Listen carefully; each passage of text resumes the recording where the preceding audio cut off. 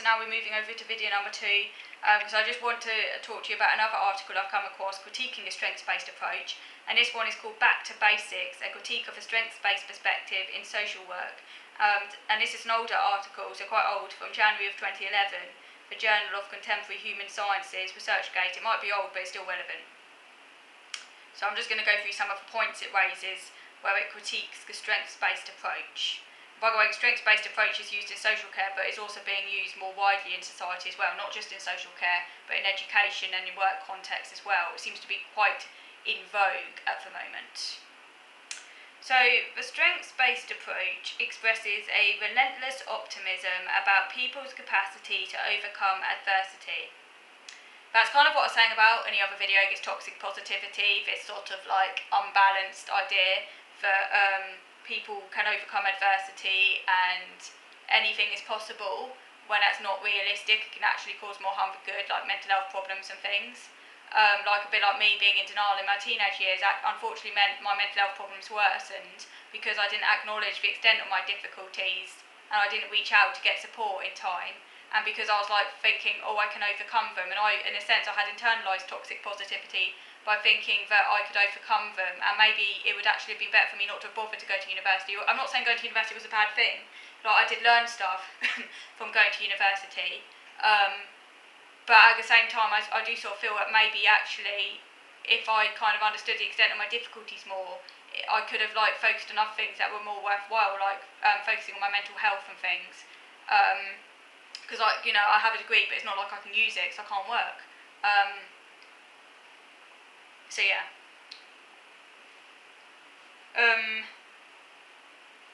Rather than acknowledge structural inequalities,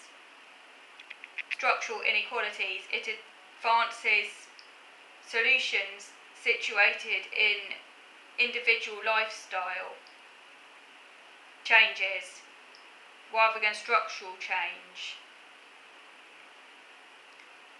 And this is neoliberalism. Okay, this is at the heart of neoliberalism. Got the neoliberal ideology, the heart of it is that health and well-being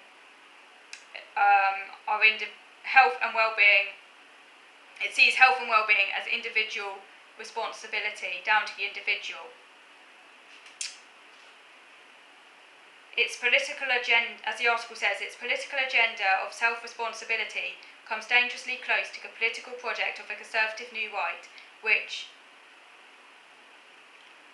critics see as devolving social responsibility from neoliberal governments onto local people.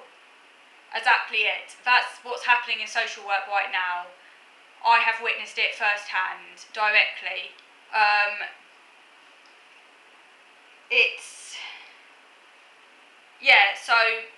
It's all about individual overcoming adversity, learning independence, even when that's not actually attainable for the individual. Like, when I say learning independence, I mean, like, basically the things you can do for yourself is then used against you, because then they say, oh, you could do this for yourself, and you could do this other thing for yourself, and you could become totally independent, as if that's ever possible. And eventually the idea is, well, you won't need support anymore then, will you? Because they want to cut services. When obviously that's, the person might have lifelong care needs. I have lifelong care needs, let's be realistic. My support needs are likely to increase as I get older. But yeah, they're trying to, and because my dad does so much for me, that's another reason they can then use to say, oh, we're not going to allow you to use your direct payments on a professional cleaner because of someone to do the cleaning, not just help you with it. Because obviously, as I've said in my other videos, helping me with cleaning is not practical because to the extent of my problems, like being around people and stuff, and also nothing gets done, and it would be extremely exhausting and overwhelming for me. But yeah, because my dad is doing that role right now, it's like, oh, we don't need to provide it for you. So yeah, devolving it onto families and things like that. That's a neoliberal agenda, basically, and it's disgusting. And unfortunately, the strengths-based approach very much fits snugly into this neoliberal agenda, unfortunately.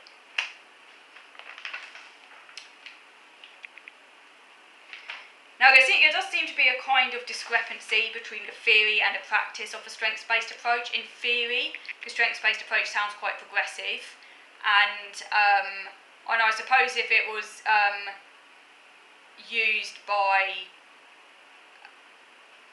more progressive leaning governments or agencies, maybe it would have a different outcome, because in theory it sounds progressive. Like, for example, encourages action in accordance with the client's goals and on their terms. User participation, client-worker relationship is equalised. That's the complete opposite to what I experienced, by the way. In my experience, the social worker was controlling, dominating, telling me what he thought was right, trying to get me to change my thinking, saying it was wrong, using my autism against me, gaslighting me, saying that I could change my thinking and that is because my autism was making me rigid and stuff like that. No equality there, no listening, no respect. So yeah, complete opposite to what I experienced. I am in the process, by the way, of trying to get this sorted with the help of a professional advocate, and I'm positive this is going to go well. So fingers crossed. So the other thing about strengths-based approach, which sounds progressive, is that it expresses cynicism. Sorry, so that was that bit. The next thing about strengths-based approach, actually this bit isn't so positive. So, the strengths-based approach also expresses cynicism about the language of pessimism and doubt. So you might think, well, what's wrong with that? Expresses cynicism about the language of pessimism and doubt.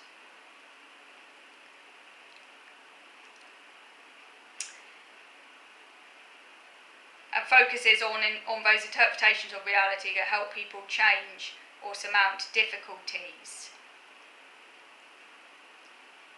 So, as I was saying, that kind of fits in again to this kind of toxic positivity, the relentless optimism, a sort of Pollyanna attitude. Pollyanna, by the way, Pollyanna, a collection of, if you haven't heard of Pollyanna, check it out. Pollyanna stories, collection of stories, children's stories. I can't remember who wrote them. American stories about a girl called Pollyanna who's like so extremely optimistic, it's almost absurd. Like, if a house falls down, if a ceiling gives way, she'll be like, oh, it's fine, sort of thing. No matter what happens, everything will turn out fine. It's just fine, I'm fine.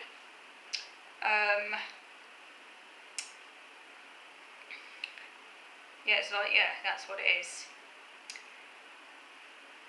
This approach rejects the need for objective knowledge. Rejects the need for objective knowledge for a social constructionist, interpretivist view of the real. It's used professional expertise for common sense, hunches and guesses.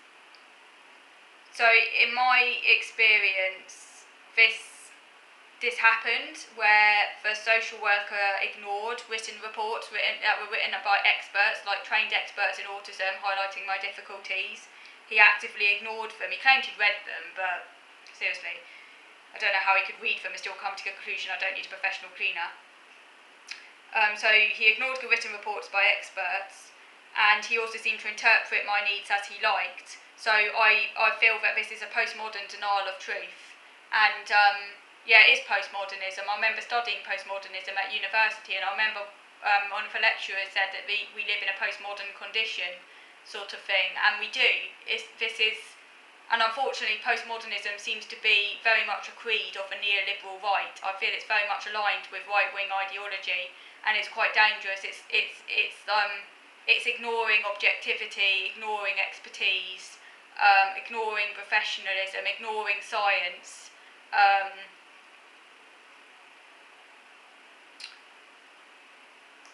Where everything is seen as socially constructed, which actually ends up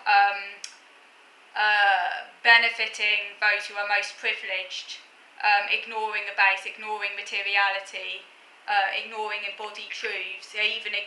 Some postmodernists even ignore the idea of class and inequality in society as well. So it's deeply right-wing.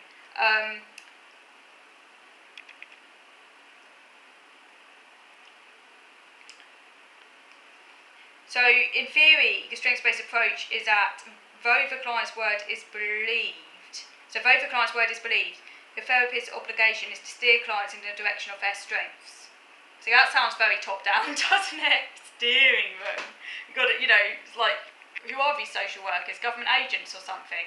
Steering them in the direction of their strengths. Talk about equality. Seems very top down. So yeah, it's like a social worker again becomes a member of a neoliberal apparatus, kind of paternalism. And indeed, as soon as I started talking about my weaknesses, go straight to social workers like, oh, we all have strengths too, not just deficits. Yeah, I know that. And also a belief in every individual's innate resilience and capacity. So on this basis, it holds each person responsible for their own recovery. So this is very much a sort of self-help creed. Again, it's neoliberal right-wing ideology.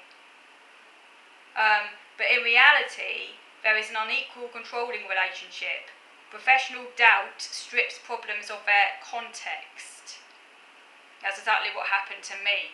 All my problems stripped of their context. Oh, she could wash up, therefore she could do everything else. No context taken into account. Indeed, this is the basis of my challenge, working with professional advocate on this. Yeah, and it talks here about the neoliberal